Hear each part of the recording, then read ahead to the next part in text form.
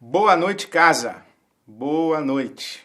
Hoje eu quero mandar um abraço para o pessoal lá de Roraima, em Pacaraima, lá onde tem uma boa população de refugiados venezuelanos ou de pessoas que saem da Venezuela e vêm para o Brasil em busca de um novo tempo, uma nova vida, um novo horizonte de vida.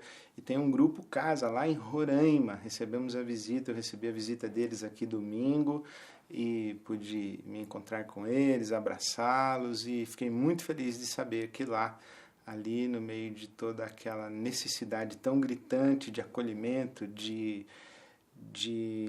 solidariedade, de abraço e de generosidade, ali existe um grupo de irmãos, de irmãs, e o Movimento Casa está ali também em Roraima, em Pacaraima. Então, meu abraço para todos vocês e um abraço para todo o Movimento Casa, nossa roda de conversa, na presença de Jesus, sob a ministração do Espírito Santo, ao redor do Evangelho, para as nossas experiências com Deus. Então, vamos orar juntos mais uma vez. Jesus, obrigado por estar conosco aqui na nossa roda de conversa e obrigado pelo teu abraço que coloca todo mundo dentro do teu coração. Muito obrigado, Jesus, porque o Senhor abriu espaço e lugar para todos e cada um de nós na intimidade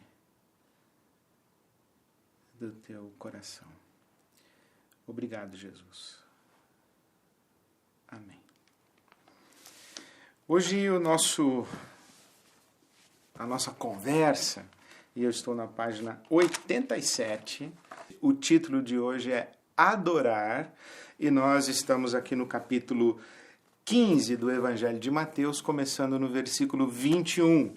No capítulo 15 de Mateus, o versículo 21, que conta a história de que Jesus ele foi para a região de Tiro e Sidom, e uma mulher cananeia, natural dali, de Tiro e Sidom, daquela região, ela veio a ele gritando: Senhor, filho de Davi, tem misericórdia de mim, a minha filha está endemoniada e está sofrendo muito.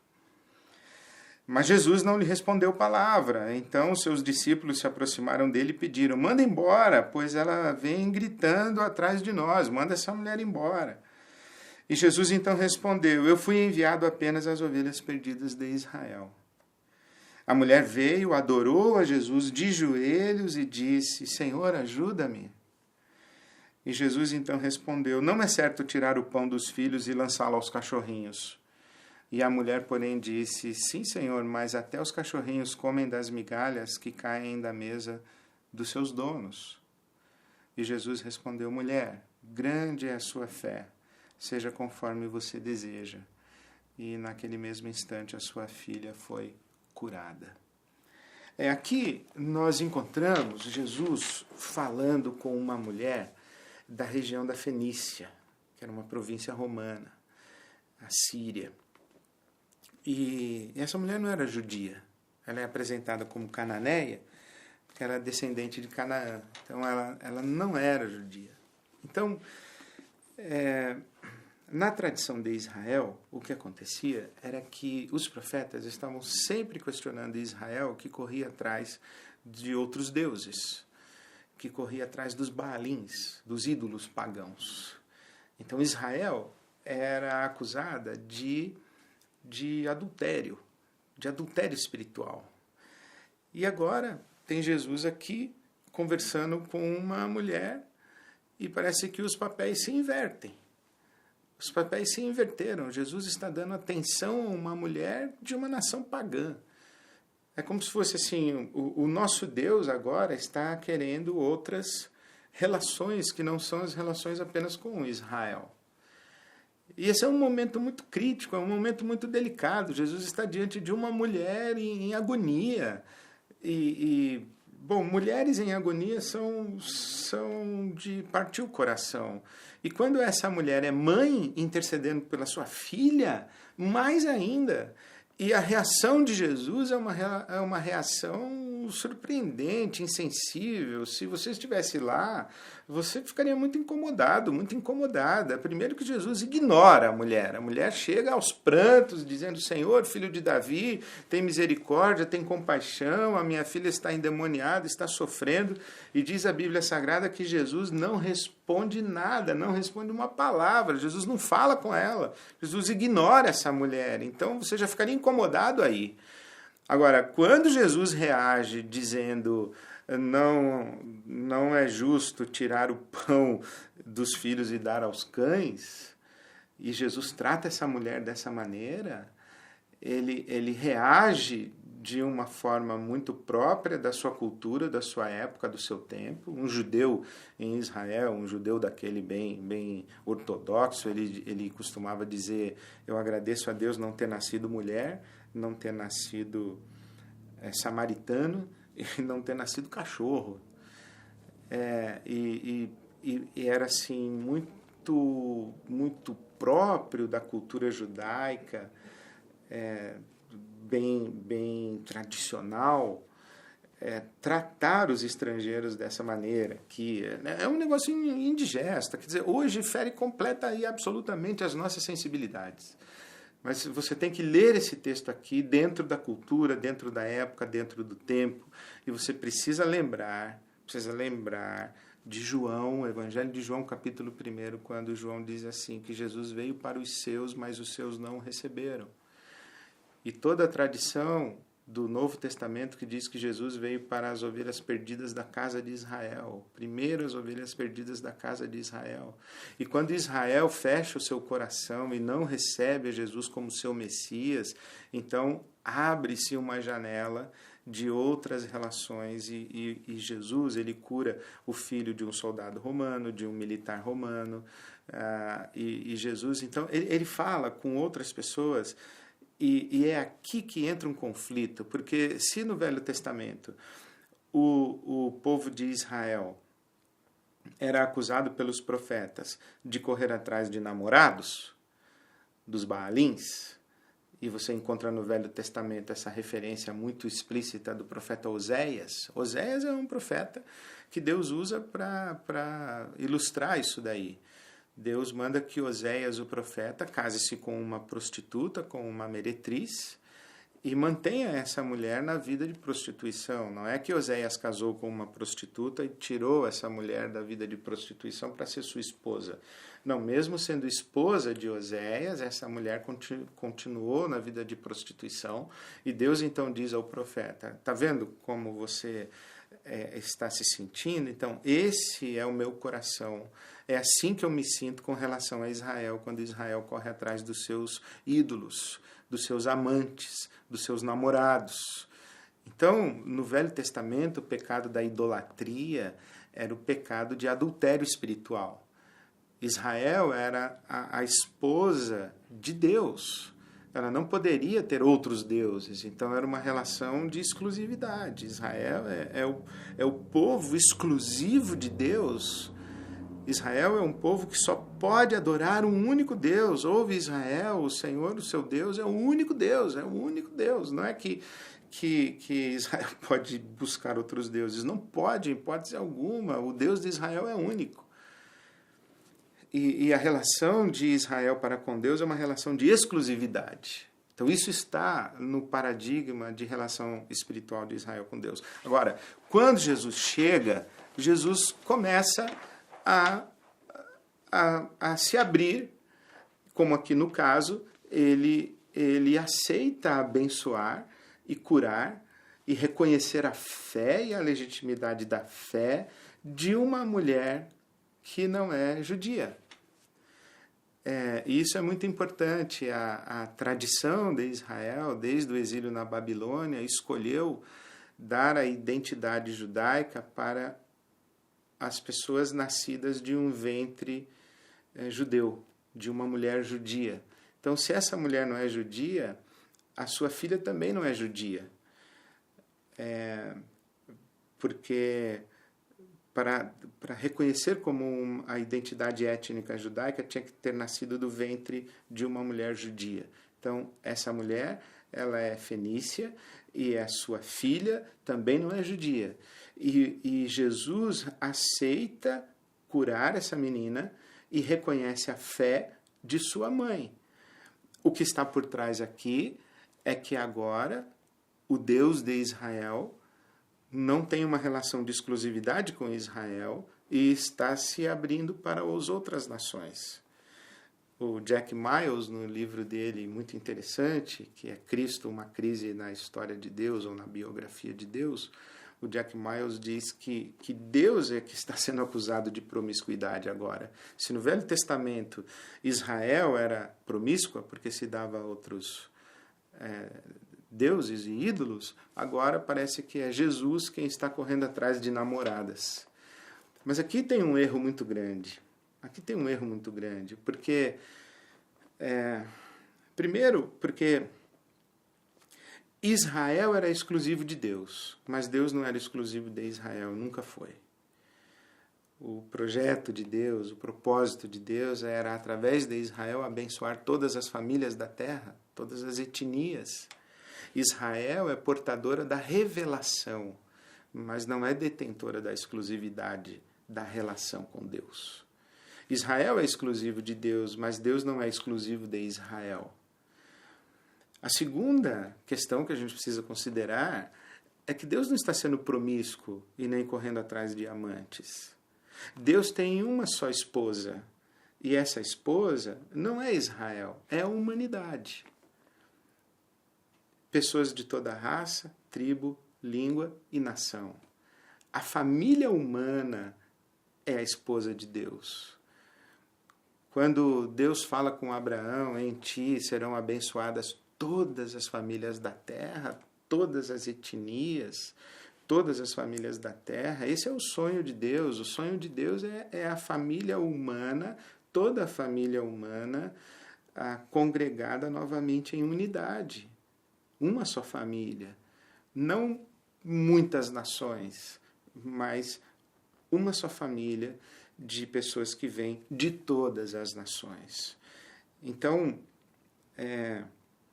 quando o Espírito Santo é derramado no Pentecostes, em Atos capítulo 2, é o cumprimento de uma profecia do profeta Joel, no capítulo 2 de Joel também, em que se diz que o Espírito Santo foi derramado sobre toda a carne, sobre toda a família humana. Mas o texto muito importante para você conhecer é Gálatas capítulo 3, começando no versículo 14, que diz que Jesus, ele foi maldito em nosso lugar, amaldiçoado em nosso lugar, porque é maldito todo aquele que é pendurado no madeiro, numa referência à cruz do Calvário. E ele foi amaldiçoado em nosso lugar para que a bênção prometida por Deus a Abraão alcançasse todas as famílias da terra. E que bênção é essa? O Espírito Santo derramado sobre toda a carne. Então, o propósito de Deus sempre foi de ter uma só esposa. E essa uma só esposa não é a nação de Israel, é a família humana, é toda a humanidade.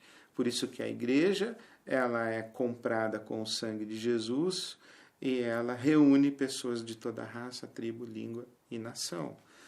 Então aqui Jesus começa a revelar mais explicitamente o propósito de Deus. Então quando Jesus ignora a mulher e responde usando a terminologia, o vocabulário e o ditado popular de sua época, ele está primeiro demarcando um ponto, dizendo, olha, eu sou o Messias de Israel, mas Israel me rejeitou, Israel não me acolheu e Israel não entendeu que Deus quer congregar todas as famílias da terra. Então ele se dá a esta mulher fenícia e começa a abrir a possibilidade e o acolhimento de todas as famílias da terra e de todas as etnias da terra para formarem uma só família na comunhão com Deus. Bom, para hoje, eu sugiro algumas perguntas e algumas questões para a sua conversa.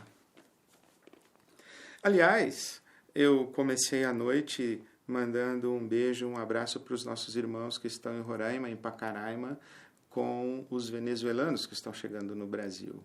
Sabe que a xenofobia é um grande problema do mundo e que a crise dos refugiados é um dos grandes problemas humanitários. Então eu gostaria de falar um pouco sobre isso, falar sobre acolhimento, o diferente, raças, o encontro das raças, o encontro dos povos, essa igreja como comunidade plural, o propósito de Jesus em fazer de toda a família humana uma só família.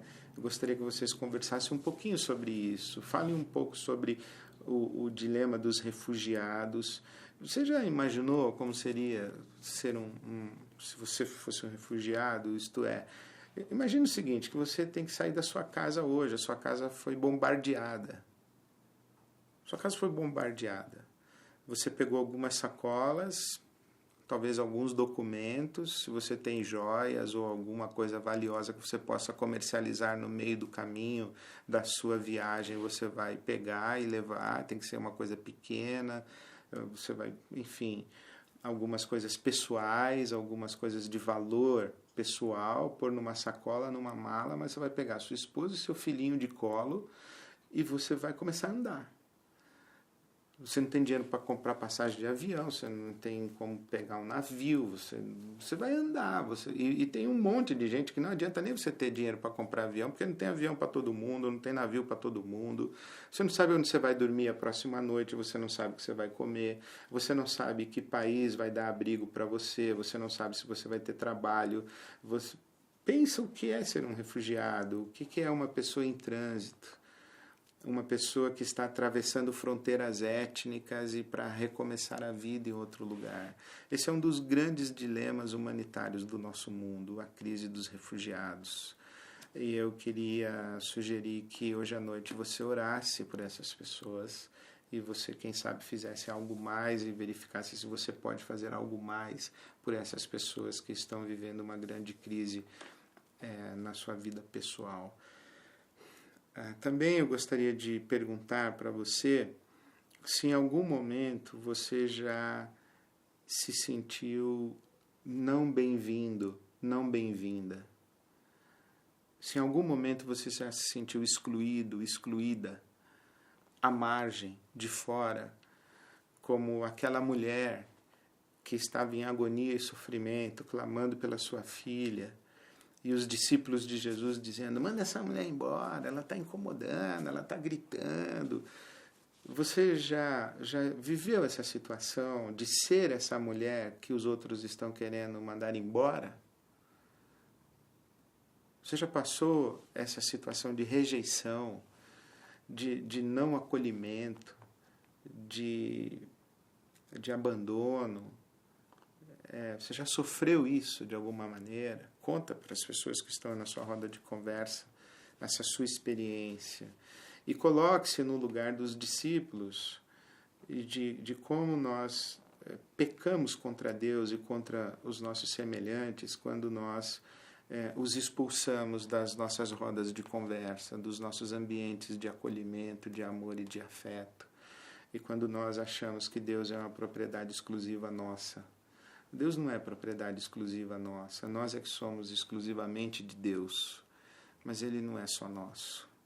A minha oração de hoje é que Deus tenha misericórdia do nosso mundo e dê um sopro e um suspiro de paz, de alento, e que Ele levante pessoas como você e eu, as nossas famílias e as nossas comunidades, para que sejamos ambientes de acolhimento, de abraço, de inclusão, para que as pessoas não se sintam solitárias, abandonadas e negligenciadas na sua dor e no seu sofrimento.